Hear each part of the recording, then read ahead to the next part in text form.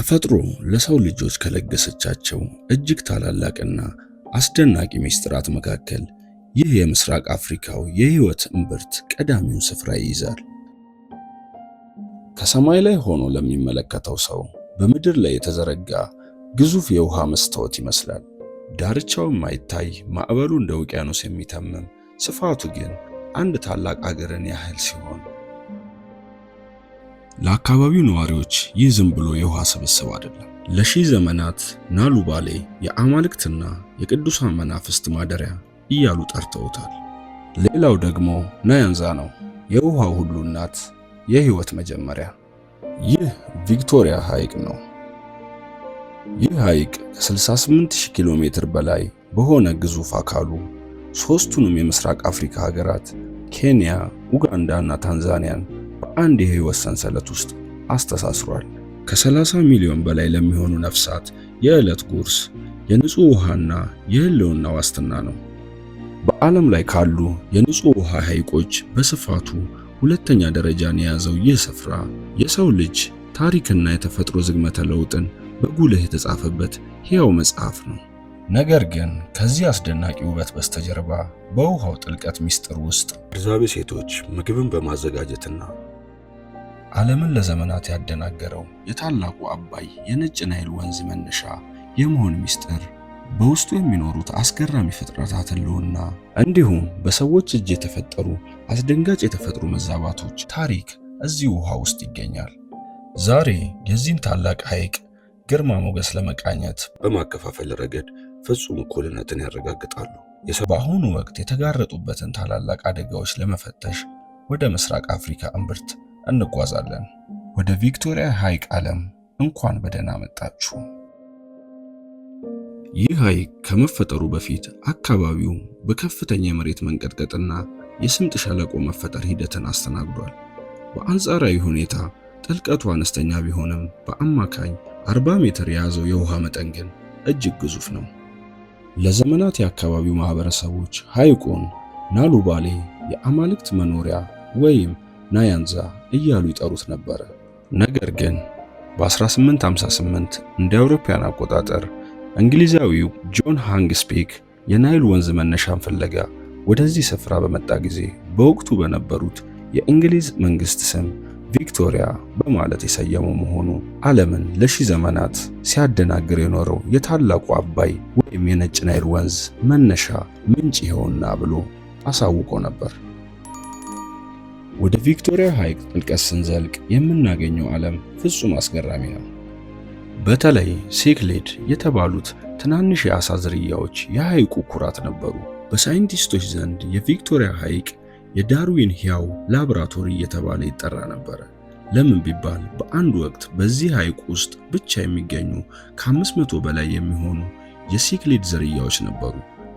እነዚህ ዓሣዎች ከአንድ የጋራ አያት ተነስተው በተለያዩ የሐይቅ ክፍሎች ውስጥ ባሉት ምግብና አካባቢ ተስማምተው ለመኖር በአጭር ጊዜ ውስጥ ራሳቸውን የለወጡ አስገራሚ ፍጥረታት ናቸው። አንዳንዶቹ ዓሣዎች አልጌ ይመገባሉ፣ ሌሎቹ ቀንድ አውጣዎችን ይሰብራሉ፣ የተወሰኑት ደግሞ የሐይቁን ወለል ያጸዳሉ። ነገር ግን ይህ የተፈጥሮ ገነት በ1950ዎቹ እንደ አውሮፓውያን አቆጣጠር ለዘላለም ተናጋ። በወቅቱ አካባቢውን ያስተዳድሩ የነበሩት የብሪታንያን ቀኝ ገዢዎችና የዓሣ ሀብት ባለሙያዎች አንድ ትልቅ ውሳኔ አስተላለፉ። በሐይቁ ዳርቻ ለሚኖሩ ማህበረሰቦች የሚሆን የዓሣ ምርትን ለመጨመርና የንግድ ገቢን ለማሳደግ በሚል ናይል ፐርች የተባለውን ግዙፍ አዳኝ ዓሣ ወደ ቪክቶሪያ ሐይቅ ውስጥ አስገቡት። ይህም ዓሣ እስከ 2 ሜትር ሊረዝምና ክብደቱ እስከ 200 ኪሎ ግራም ሊደርስ የሚችል የውሃ ውስጥ ጭራቅ ነው። መጀመሪያ ላይ ሳይንቲስቶች ይህን ዓሣ የሐይቁን ስነ ሕይወት ያጠፋል ብለው ያስጠነቀቁ ቢሆንም ሰሚ አላገኙም ነበር። ውጤቱ ግን ከቁጥጥር ውጪና እጅግ አስከፊ ሆነ። ይህ አዲስ መጤና ሆዳም ዓሣ በቪክቶሪያ ሐይቅ ውስጥ ምንም አይነት የተፈጥሮ ተቀናቃኝና አዳኝ አልነበረውም። በመሆኑም የሐይቁን ነባር ትናንሽ ዓሣዎችን ያለምንም ከልካይ በከፍተኛ ፍጥነት ማደንና መዋጥ ጀመረ። በ1980ዎቹ መጀመሪያ ላይ የናይል ፐርች ቁጥር በከፍተኛ ሁኔታ ሲያድግ፣ የሐይቁ ነባር ዓሣዎች ግን ቁጥራቸው ቁልቁል ተከሰከሰ። በአጭር ጊዜ ውስጥ ለዘመናት በሐይቁ ውስጥ ሲኖሩ የነበሩት ከ200 በላይ የሚሆኑ የሴክሊድ ዓሳ ዝርያዎች ሙሉ በሙሉ ከምድረ ገጽ ጠፉ። የዚህ መቅሰፍት መዘዝ ግን ዓሳዎቹን በመብላት ብቻ አላበቃም። የሐይቁን አልጌና ቆሻሻ ይመገቡ የነበሩት ትናንሽ ዓሳዎች በመጥፋታቸው በሐይቁ ላይ አልጌ ከመጠን በላይ መፈልፈል ጀመረ። አልጌው የሐይቁን ገጽ ሲሸፍነው ወደ ውስጥ የሚገባው የኦክሲጅን መጠን አነሰ። በዚህም ምክንያት የሐይቁ ጥልቀት የሞት ቀጠና እየሆነ መጣ። በአንድ ወቅት ንጹህና ሕያው የነበረው የቪክቶሪያ ሐይቅ በሰዎች ያልታሰበ ጣልቃ ገብነት ምክንያት ዛሬም ድረስ የሚማቀቅበትን የሥነ ምህዳራዊ ጠባሳ ተሸከመ። ምንም እንኳን ተፈጥሯዊ ሚዛኑ ቢናጋም የናይል ፐርች መግባት ግን አዲስ የኢኮኖሚ በር ከፈተ። ቪክቶሪያ ሐይቅ በአሁኑ ጊዜ በዓለም ላይ ትልቁ የወደብ ዓሳ አስጋሪና ኢንዱስትሪ የሚገኝበት ስፍራ ሆኗል። በየዓመቱ በሚሊዮን የሚቆጠር ቶን ዓሳ ይመረታል። ይህ ምርት ወደ አውሮፓ፣ አሜሪካና ኤዥያ በመላክ ለሶስቱ ሀገራት ከፍተኛ የውጭ ምንዛሬን ያስገኛል። ለዳርቻው ነዋሪዎች ሐይቁ ሕይወት ነው። ማለዳ መነሻቸው፣ ማታ መመለሻቸው ነው። ንጹህ ውሃ ያገኙበታል፣ ሰብሎቻቸውን ያጠጡበታል። ጀልባዎቻቸውን በመጠቀም የንግድ ትስስርን ይፈጥራሉ። ቪክቶሪያ ሐይቅ ከሌለ የምስራቅ አፍሪካ ኢኮኖሚ ትልቁ ምሰሶ ይናጋል።